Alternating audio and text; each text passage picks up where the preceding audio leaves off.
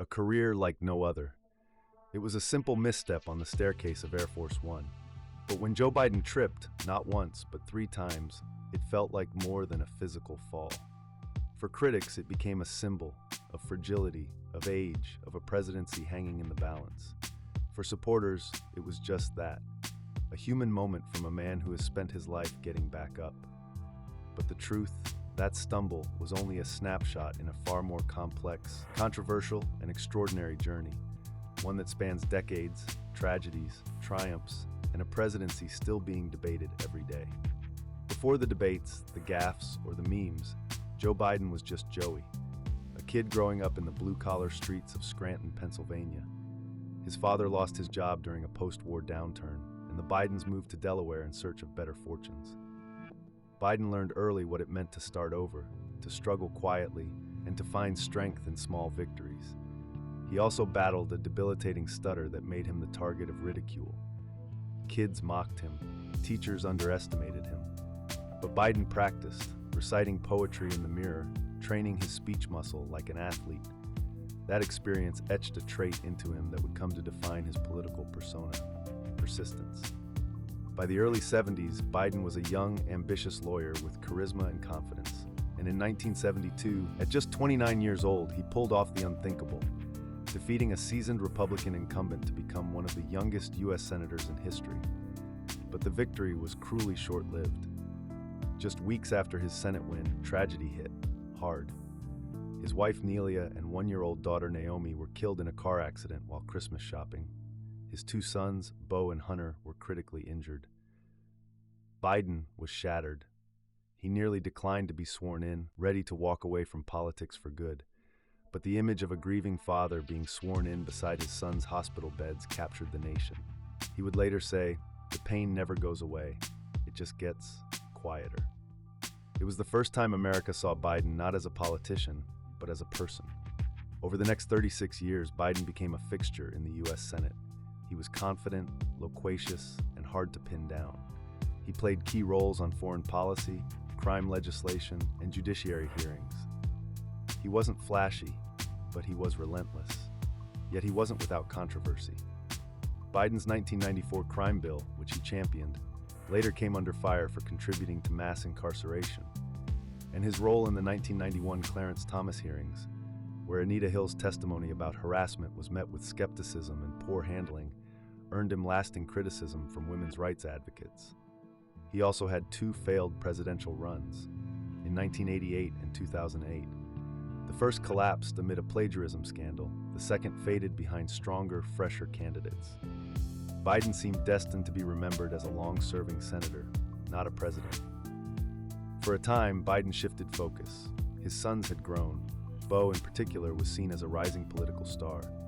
A former attorney general in Delaware, Beau was widely respected, viewed by many as the future of the Biden legacy. Then, cancer struck. In 2015, Beau Biden died from brain cancer at just 46. Joe Biden was devastated again. The heartbreak was compounded by the timing. Many Democrats wanted him to run for president in 2016. He had the profile, the experience, and the sympathy of the nation. But grief silenced his ambition.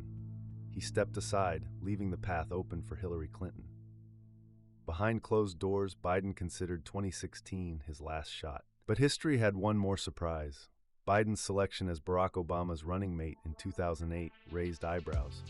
At first glance, they were opposites: young versus seasoned, progressive versus centrist, polished versus plain-spoken.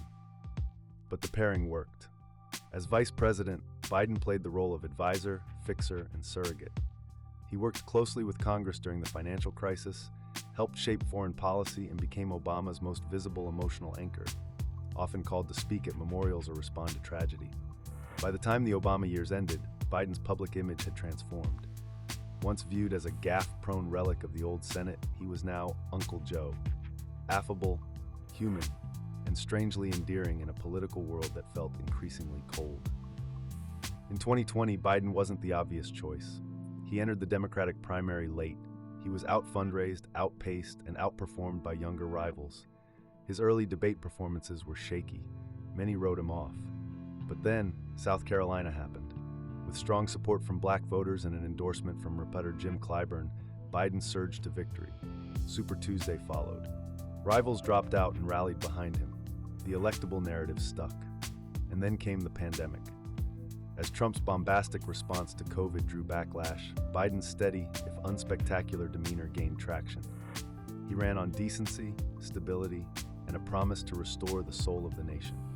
In November 2020, he won, flipping key states and earning over 81 million votes, the most in U.S. history. Biden entered office with big promises: unity, vaccination, recovery. And at first, progress seemed tangible. COVID vaccinations ramped up. A $1.9 trillion relief package passed. The economy began to rebound, but cracks quickly showed. The withdrawal from Afghanistan, though planned, turned chaotic, with heartbreaking images of desperation and death. Inflation surged, gas prices climbed, Republicans accused Biden of being out of touch, and even some Democrats grew wary. Then came Hunter Biden, again. From business dealings to laptop scandals, Hunter became a lightning rod for criticism. Biden defended his son, but the headlines persisted, and always looming, his age. At 81, he's the oldest sitting president in U.S. history. Every stumble, every pause is scrutinized. Some allies whisper that he shouldn't run again. Others say he's the only one who can beat Trump.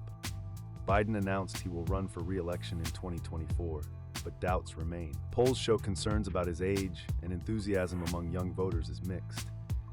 Even longtime allies question whether he can withstand the pressures of another term. But Biden has never followed the rules of what should happen. From stuttering child to senator, from tragedy to triumph, from political afterthought to president, he's made a career of defying expectations. And now, the biggest question remains: will history view him as a transitional leader, a steadying force, or a missed opportunity? Joe Biden's story isn't about perfection. It's about survival, about rising after impossible losses, about navigating the highest halls of power while shouldering the deepest grief. He's been mocked, doubted, underestimated, and still he kept coming back. For some, he's a calming hand in a chaotic era. For others, he's a fading symbol of an older political world. But no one can deny this. Joe Biden's journey, from the hospital bedside to the Oval Office, is one of the most extraordinary in American politics. And as long as he has breath, he's not done writing it.